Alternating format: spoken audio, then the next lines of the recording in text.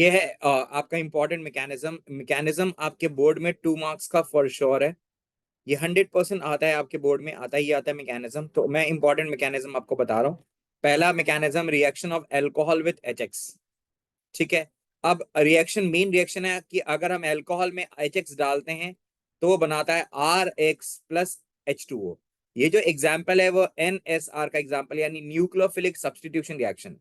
अब हम बात करते हैं मैकेनिज्म का। तो मैकेनिज्म का ये है कि ROH में HX डालोगे तो सबसे पहले X एक इलेक्ट्रोनेगेटिव एटम, आपको पता है, इसने इलेक्ट्रॉन को विड्रॉ किया और ये ऑक्सीजन जो है अपना लोन पेयर H को डोनेट करता है। इस प्रोसेस में ऑक्सीजन के ऊपर आ जाता है पॉजिटिव चार्ज। आपको पता है ऑक्सीजन एक इलेक्ट्रोनेगेटिव एटम है, अगर उसके ऊपर पॉजिटिव चार्ज आता है तो वो इसको हम अनस्टेबल स्पीशीज कहते हैं। अब क्योंकि ये अनस्टेबल है तो 150% इसको ब्रेक होना ही होना है, टूटेगा ही टूटेगा। तो अब इसमें हम डिपेंड करता है कि मेरा आर ग्रुप कैसा है। इसमें दो पाथवे फॉलो होता है, SN1 और SN2। तो यहाँ पे मैंने आपको ये बताया हुआ कि अगर ये R1 डिग्री है, जैसे CH3 C2H5 ऐसा है, तो पाथवे फॉलो होता है SN2। तो क्या होता है, ये X अटैक करता है R पे और H2O निकलता है, यानी दोनों काम एक साथ हो रहा है। तो यहाँ पे एक इंटरमीडिएट बनता है, SN2 में पता ही है ये इंटरमीडिएट बनता है। ये इंटरमीडिएट जो मैंने आपको बनाया है, ये इस इंटरमीडिएट को अनस्टेबल कहते हैं। ये चीज आप यहाँ आपको ज्यादा अच्छा समझ में आएगा। ये इसी का एक पैरेलल एग्जांपल लेके मैंने एक्सप्लेन किया कि जैसे मैं अब देख रहा हूँ, इस कार्बन को काउंट करो, इस कार्बन ने 5 बॉन्ड बनाया हुआ है। काउंट करके देखेंगे तो 3 बॉन्ड तो आपको सिमिलरली दिख रहा होगा, 2 हाइड्रोजन के साथ बॉन्ड है। तो यहाँ पे 5 बॉन्ड्स ऑफ कार्बन है और कार्बन 5 बॉन्ड्स नहीं बनाता, तो इसका मतलब हम इसको क्या मानते हैं, अनस्टेबल मानते हैं। 5 बॉन्ड्स ऑफ कार्बन तो अनस्टेबल है, तो ये टूट के और ये हमारा कंपाउंड बनता है फाइनली। तो यहाँ पे भी वही काम होता है। कल को किसी ने अगर इसकी हाइब्रिडाइजेशन आपसे पूछी तो दैट हाइब्रिडाइजेशन इज sp2, क्योंकि प्योर बॉन्ड हम 3 बॉन्ड को ही मानते हैं। ये जो बॉन्ड है ये टेम्पोररी बॉन्ड है, इसको कंसिडर नहीं कर, sp2 हाइब्रिडाइज्ड है। अच्छा, अगर आपका ये 2 या 3 डिग्री होगा, 2 डिग्री का मतलब हो गया कि ये ग्रुप अगर होगा,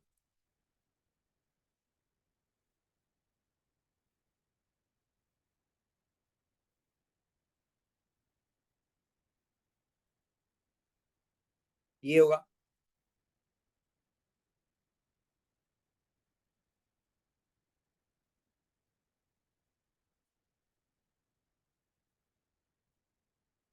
2 डिग्री और 3 डिग्री होगा। तो हमारा क्या होगा, पहले ये H2O रिमूव होगा, there will be a formation of carbocation, और फिर वो R के प्लस के पास X माइनस जाता है तो हमारा RX कंपाउंड बनता है। ये मैकेनिज्म तब फॉलो होगा, मतलब यहां तो दोनों काम एक साथ हो रहा था, H2O निकल भी रहा था, X आ रहा था।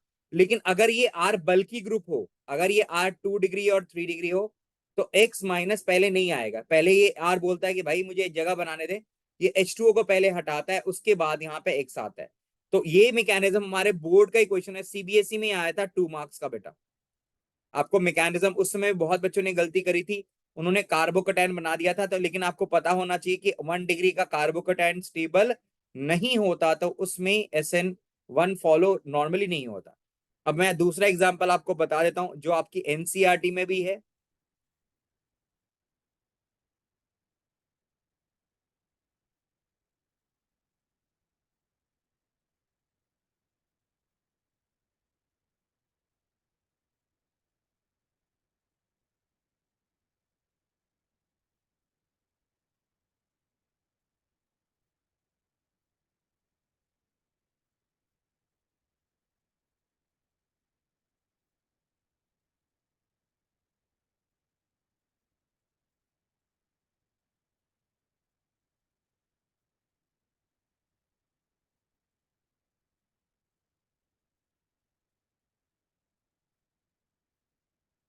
ये देखिए अब कैसे करना है इसको। आपको पता है इसमें पाथवे जो फॉलो हो रहा है वो SN1 ही होगा, क्योंकि ये जो ग्रुप है ये 2 डिग्री ग्रुप है। कैसे करना है, तो तरीका क्या है, ध्यान से देखो। Br ने इलेक्ट्रॉन को अपनी तरफ विड्रॉ किया,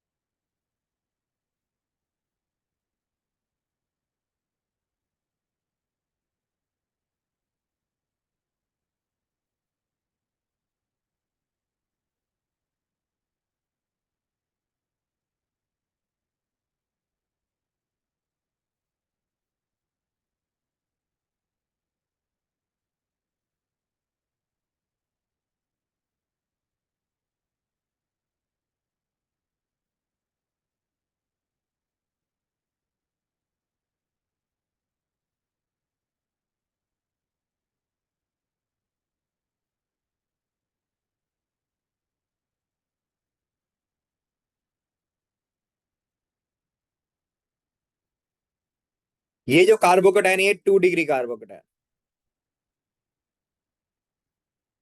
और 2 डिग्री कार्बोकेटाइन जो होते हैं वो लेस स्टेबल होते हैं।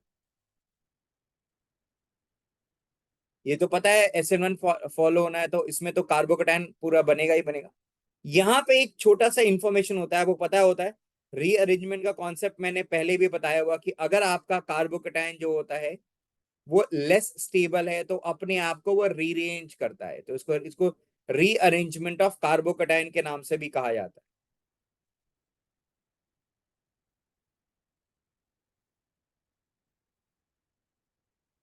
और इसमें 1,2 हाइड्राइड शिफ्ट होता है। ये जो H है, ये H यहाँ पे शिफ्ट होता है, तो यहाँ पे जो कार्बोकेटाइन बनेगा,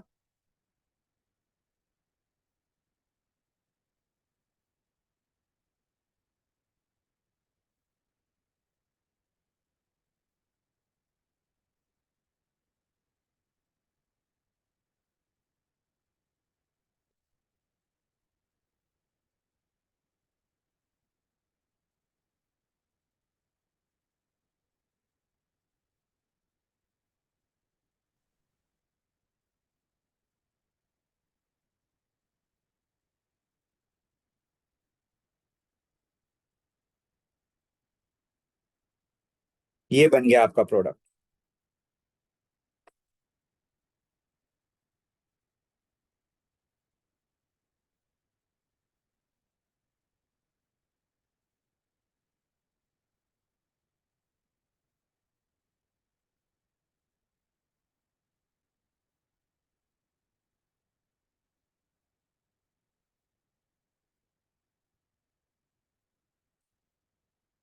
उसके बाद दूसरा, ये मेरा पहला मैकेनिज्म क्लियर है बच्चों? समझ में आया बच्चों ये वाला मैकेनिज्म? Yes sir. ये पहला मैकेनिज्म है। दूसरा मैकेनिज्म है बच्चों, वो है डिहाइड्रेशन ऑफ एल्कोहल। बहुत इंपॉर्टेंट माना जाता है, बहुत इंपॉर्टेंट है।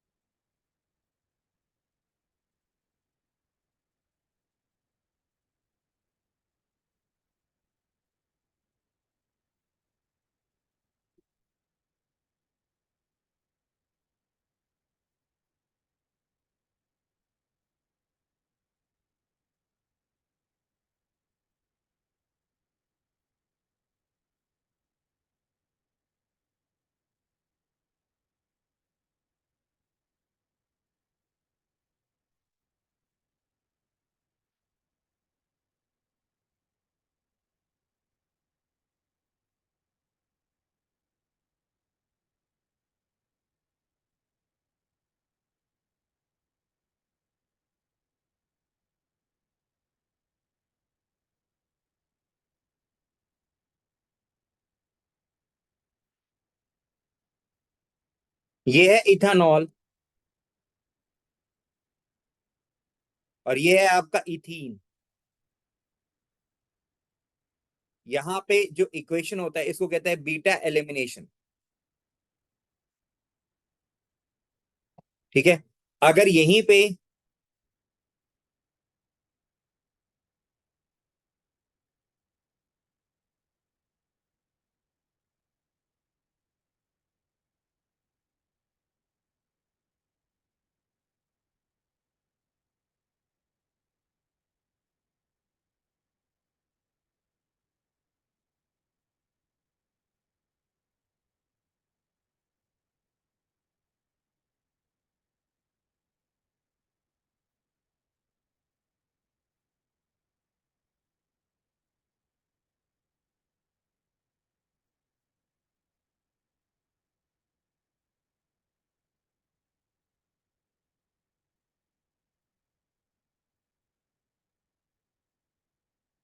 ये आप देखो कैसे होता है। H2SO4 को ब्रेक किया, H+ और HSO4- में फर्स्ट स्टेप में ब्रेक होता है। अब हमारे सेकंड स्टेप में आपको पता है ऑक्सीजन हमेशा H+ की मदद करने के लिए पहुंच जाता है।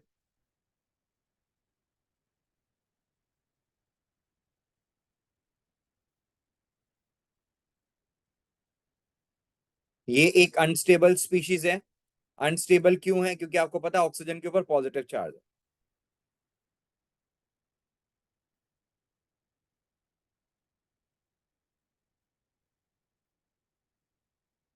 ठीक है, अभी एक स्लो प्रोसेस है, स्लो स्टेप है, जिसको आप रेट डिटरमाइनिंग स्टेप भी कहते हैं।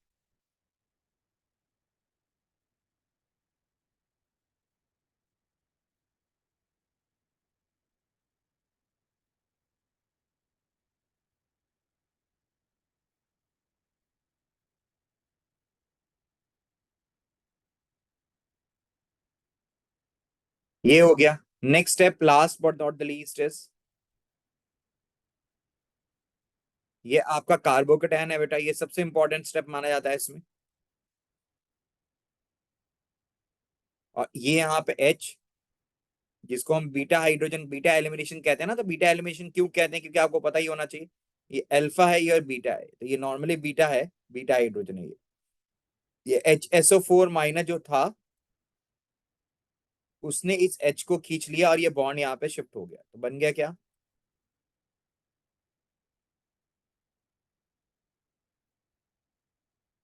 यस और नो? ये चार स्टेप है बेटा। क्लियर है मेरे बच्चों? Yes sir. ये मैकेनिज्म होता है 443 पे फॉलो। ठीक है, अब 413 की बात करो, यहाँ पे मैकेनिज्म क्या फॉलो होता है? यहाँ पे जो इक्वेशन होता है, यहाँ पे होता है SN2, यानी nucleophilic substitution reaction. SN1 SN2 के बारे में ऑलरेडी हम लोग डिस्कस कर चुके हैं।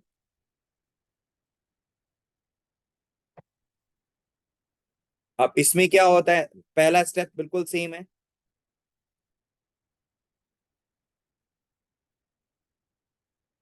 H प्लस और HSO4 माइनस में ब्रेक किया।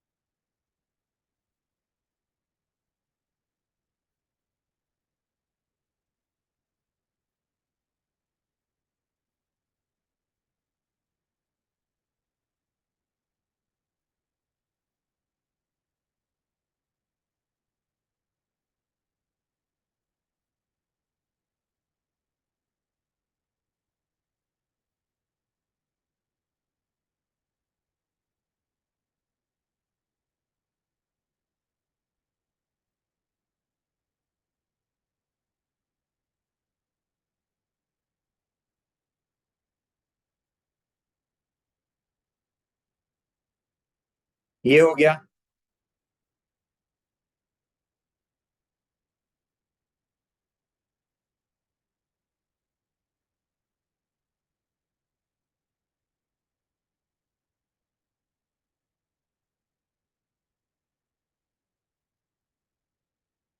और HSO4 माइनस है वो आएगा और H को खींच लेगा और ये बॉन्ड ऐसे शिफ्ट हो जाएगा। ये बन गया CH3 CH2O CH2 CH3 plus H2SO4। ये क्योंकि बीटा एलिमिनेशन, ये बात मैं ऑलरेडी बता चुका हूं आपको। इसमें नोट लिखना है, ईज ऑफ डिहाइड्रेशन, और जिसको हम लोगों ने बीटा एलिमिनेशन की कैटेगरी में रखा हुआ है, is directly proportional to stability of carbocation.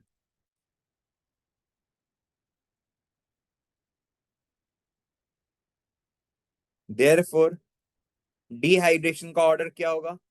किस अल्कोहल की डिहाइड्रेशन जल्दी हो जाएगी? तो वो हो गया 3 डिग्री अल्कोहल, क्योंकि 3 डिग्री अल्कोहल का जो कार्बोकेटायन होगा सबसे ज्यादा स्टेबल होगा।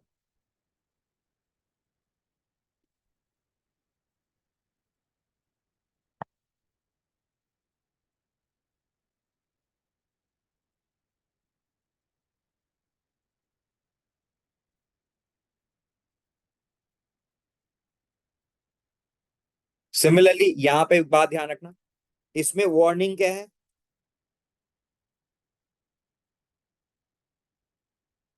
In case of 2 degree and 3 degree alcohol,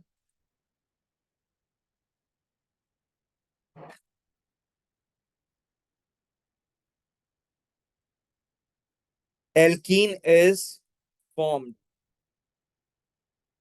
more easily than ether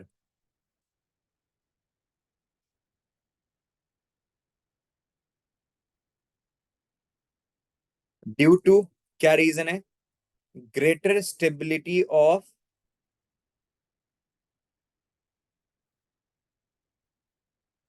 2 degree and 3 degree carbocation.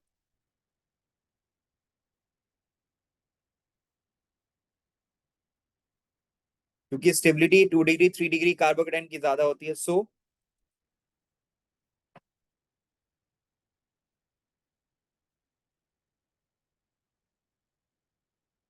Takes place. ये याद रखिएगा, सिर्फ 1 डिग्री अल्कोहल लेंगे तो ही आपको ईथर मिलेगा, 2 डिग्री और 3 डिग्री में ईथर नहीं मिलने वाला। ये भी क्वेश्चन आपके सीबीएसई का है, ये भी क्वेश्चन सीबीएसई का है। जितनी इंफॉर्मेशन लिख रहा हूं, these all are very very important for CBSE मेरे बच्चे। क्लियर है? अब एक और है, वो एक और मैकेनिज्म है, वो भी बहुत इंपॉर्टेंट है इस बार के लिए। हमारी class. Acid acid catalysed hydration of alkene to give alcohol.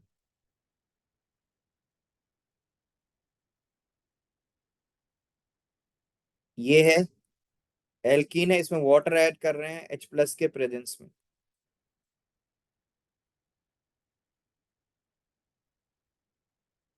कैसे होता है मैकेनिज्म देख लीजिएगा, बहुत इंपॉर्टेंट है।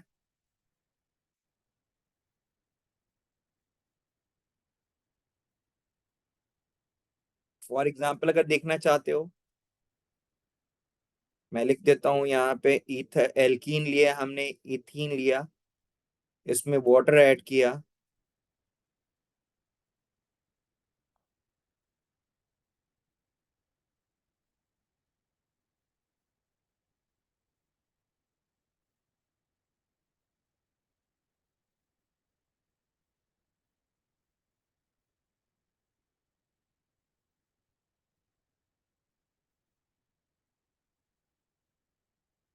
कहाँ है देखो, पहले आपने वाटर लिया,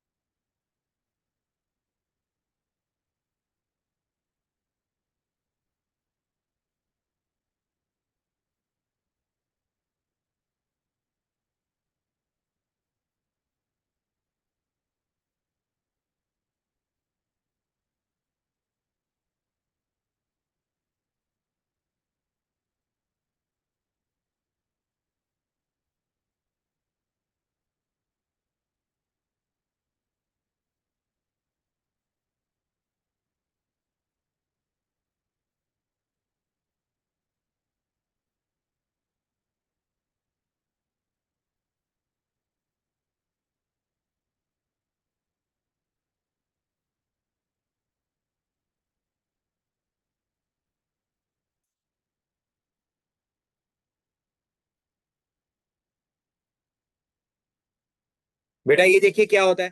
पहले H+ के कंपैरिजन में हाइड्रोनियम आयन ज्यादा अच्छा प्रोटॉन डोनर है, तो हमने वाटर को पहले हाइड्रोनियम आयन में कन्वर्ट किया। ऑक्सीजन के ऊपर पॉजिटिव चार्ज है, अनस्टेबल है, पूरा का पूरा H2O बाहर निकल जाता है, निकल गया। ये H उठ के कार्बन पे चला गया, जिस कार्बन पे H गया उसके बगल वाले कार्बन पे पॉजिटिव चार्ज आता है, यहाँ पे एक कार्बोकेटायन बना। उसके बाद आपको पता है कार्बोकेटायन है, ये एक न्यूक्लियोफाइल है, जहां पे इसको पॉजिटिव सेंटर दिखता है वहां पे जाके अटैक कर देता है।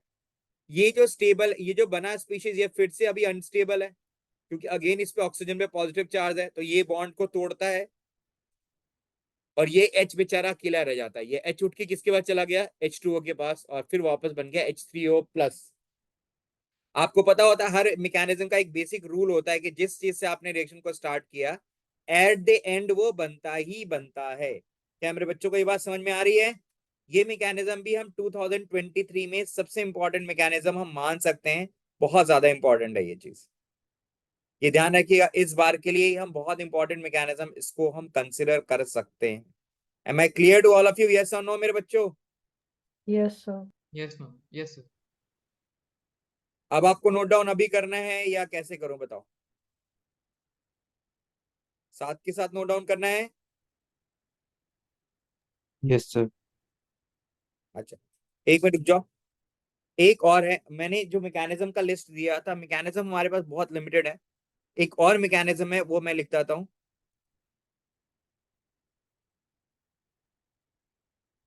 Esterification of alcohol.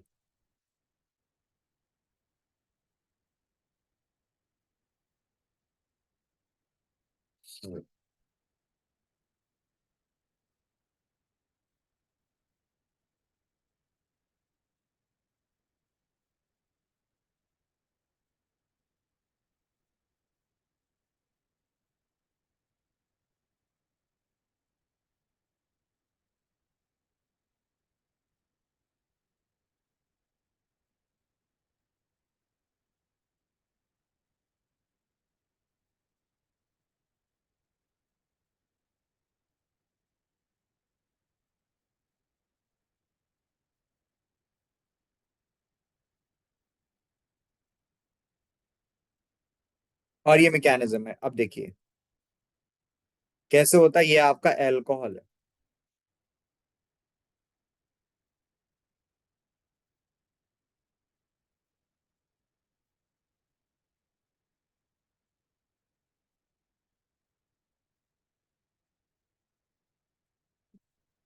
आप जानते हैं कि ऑक्सीजन पे पॉजिटिव चार्ज है तो ये स्टेबल नहीं होगा, तुरंत ये बॉन्ड को अपने तोड़ देता है। जिस समय ये बॉन्ड तोड़ता है उसी समय अल्कोहल, जो कि एक बहुत अच्छा न्यूक्लियोफाइल है,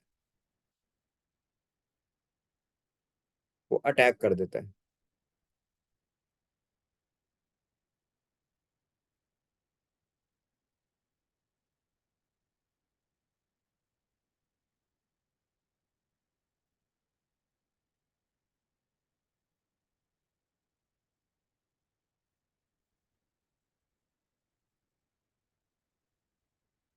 ठीक है, अब ये बॉन्ड टूटता है यहाँ पे, उसी समय ये HO के पास चला जाता है,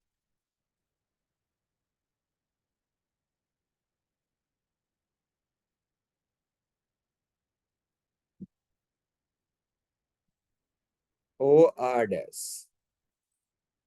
ठीक है, अब क्या हुआ, ये पॉजिटिव, ये अनस्टेबल है, और उसी समय यहाँ पे रेजोनेंस सेटअप हो जाता है,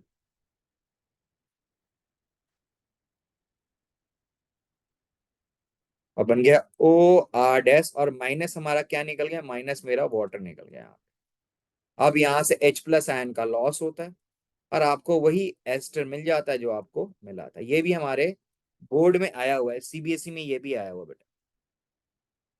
देखने में मैकेनिज्म आपको बड़ा लगेगा, बट है मैकेनिज्म बहुत ही छोटा सा। दिखा देता हूं मैं आपको। पहले इस ऑक्सीजन के बजाय इस पे मोर इलेक्ट्रॉन डेंसिटी है, इसलिए H+ जो है वो उस ऑक्सीजन पे गया, तो O के ऊपर पॉजिटिव चार्ज आ गया। जैसे ऑक्सीजन पे पॉजिटिव चार्ज आता है, आपको पता है ये अनस्टेबल हो गया, तो उसने बॉन्ड को तोड़ दिया, ये टूट गया, तो अब कार्बन के 3 बॉन्ड रहे। उसी समय ऑक्सीजन यहाँ से अटैक, मतलब एक न्यूक्लियोफाइल यहाँ पे अटैक कर देता है, क्योंकि जैसे शिफ्टिंग होगी कहीं ना कहीं इसके ऊपर एक पार्शियल पॉजिटिव चार्ज आ जाएगा इस कार्बन के ऊपर, तो हो गया। फिर से ये अनस्टेबल है, क्यों? क्योंकि ऑक्सीजन के ऊपर पॉजिटिव चार्ज है, तो ये बॉन्ड यहाँ से टूट गया है और ये एच उठ के पास ओ के पास आ गया। अब आप बोलोगे सर इसका क्या हुआ? ये भी अनस्टेबल है क्योंकि ऑक्सीजन के ऊपर पॉजिटिव चार्ज है, तो ये बॉन्ड पूरा का पूरा टूट जाता है, यहाँ से अलग हो गया। उसी समय शिफ्ट हो गया, कार्बन के 4 बॉन्ड बनाने थे, रेजोनेंस बना दिया कार्बन ने। अब आपको पता है हर मैकेनिज्म का एक रूल होता है, जिससे इससे स्टार्ट करोगे वो निकलना ही है, एट द एंड तो मिलना ही है। ऑक्सीजन के ऊपर पॉजिटिव चार्ज है, अनस्टेबल है, एच लूज करके बना दिया। This is my Easter. Clear है बच्चों? यस और नो? तो ये जो मेजर मेजर मैकेनिज्म था हमारा, this was the major mechanism जो हमारे एग्जाम्स के लिए बहुत इंपॉर्टेंट है। वो सर सारा मेजर मैकेनिज्म हमने कवर अप किया है। मेन ये 3 मैकेनिज्म बहुत ज्यादा एग्जाम्स में आते हैं, अगर आपने पेपर भी दिया हो अपने स्कूल के लेवल पे भी, तो आपको पता होगा ये ही मैकेनिज्म आपको देखने को मिलता है। एक न्यूक्लियोफिलिक एडिशन रिएक्शन है, that is we have already done it. Order based question में हमने कर लिया था nuclear addition, nucleophilic addition reaction, तो उसको आप मैकेनिज्म में डाल सकते हो। और एक और है जो हम लास्ट कह सकते हैं आप, एसाइलेशन ऑफ अमीन्स।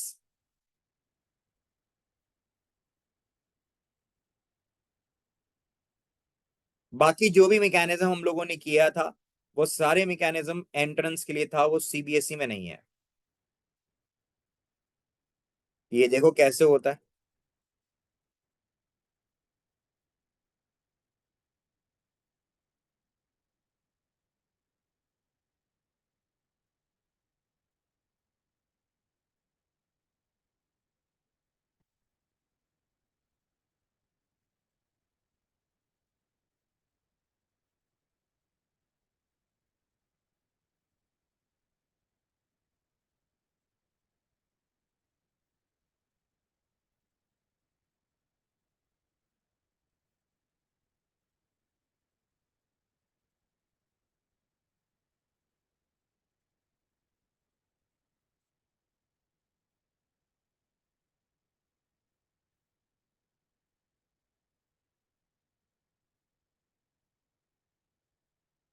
ये हुआ, तो इसका नाम होता है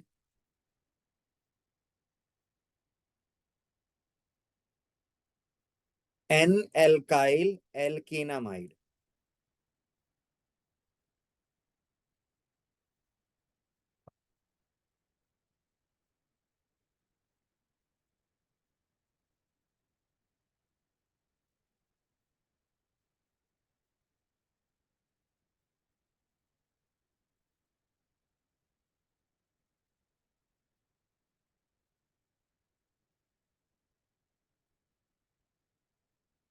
अब शॉर्टकट वाइज अगर देखोगे, मैकेनिज्म देखोगे तो ध्यान से मैकेनिज्म वाइज भी देख लो।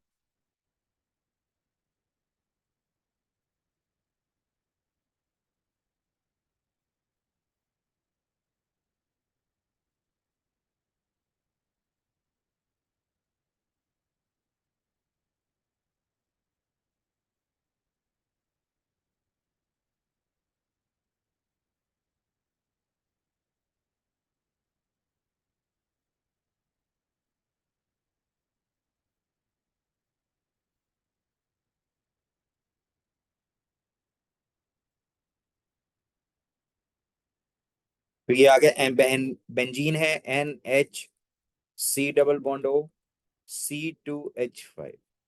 इस कंपाउंड का नाम है एन फिनाइल, क्योंकि जो बेंजीन रिंग है वो एन से जुड़ा हुआ, एन फिनाइल प्रोपेनामाइड।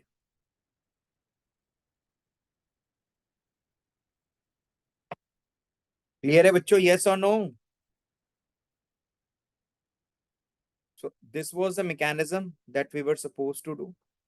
हम लोगों ने सारे मैकेनिज्म ये कवर अप कर लिए हैं। ये मेजर मैकेनिज्म है जो आपके बोर्ड में आते हैं। आप बोलोगे सर आपने तो बहुत सारे मैकेनिज्म कराए थे। यस, नो डाउट, हमने बहुत सारे मैकेनिज्म किए थे, लेकिन वो सारे मैकेनिज्म आपके एंट्रेंस पॉइंट ऑफ व्यू से सीबीएसई में आपने नोटिस भी किया होगा, जो आपके एग्जाम में भी आता था। हाँ, इसमें SN1 SN2 नहीं कराया है। SN1 SN2 इसलिए नहीं कराया क्योंकि वी ऑलरेडी डन, इसमें SN1 और SN2 भी इंक्लूड है। वो ऑलरेडी आपने कर लिया है।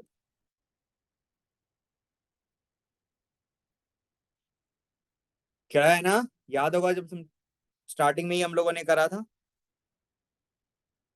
यस और नो?